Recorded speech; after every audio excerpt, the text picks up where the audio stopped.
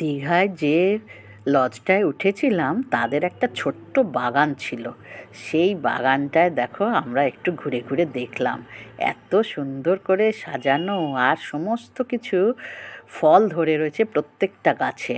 এই দেখো কমলা লেবু বড় বড় একেবারে এই রকম রঙের ড্রামগুলোতেই মাটি দিয়ে করেছে। খুব সাধারণভাবে তৈরি, অথচ মাটির গুণে দেখো। এই দেখো পাতি লেবু, ওদিকে আগেই দেখেছ বিলিতি আমড়া, তারপর এইটা রুদ্রাক্ষ গাছ। আমি শুনলাম দেখো ফুলটা অপূর্ব দেখতে, পরে এটাই রুদ্রাক্ষ ধরবে।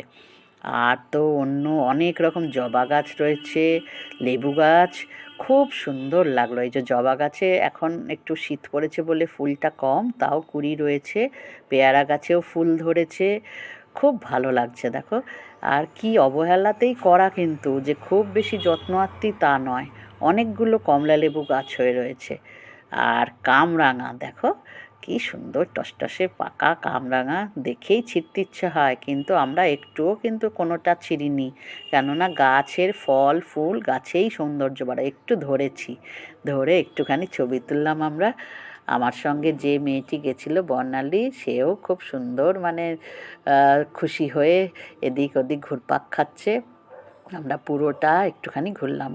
বেশি জায়গা নয়, ওই তোমার 1 কাঠার থেকে একটু বেশি হবে, সেই রকম জায়গায় লাইন দিয়ে গাছ সাজিয়েছে। আমার কর্তামশাই তো একেবারে খুশিতে ডগমগ।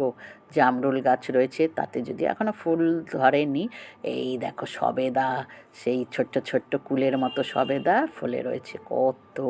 এই যে বর্ণালী, সেও দেখছে সমস্ত কিছুতে, মানে ফটো তুলছে, আবার ফোন আসছে, সব মিলিয়ে কিন্তু এই ছোট্ট বাগানের ট্যুরটা আমাদের খুব ভালো লেগেছে।